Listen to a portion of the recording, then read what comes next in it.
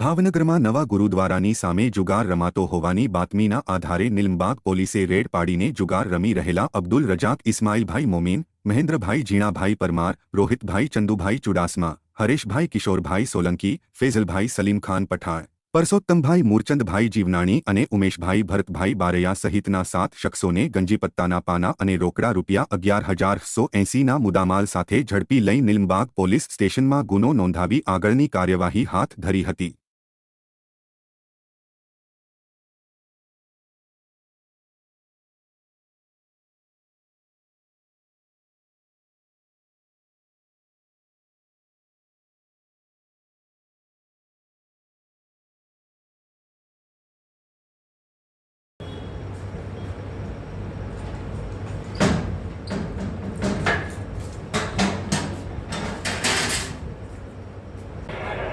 બેફેરી ખરા ઉતરવા દેવાના હોય સાહેબ.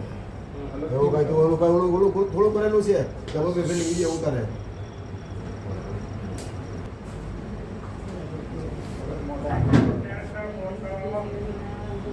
Thank you.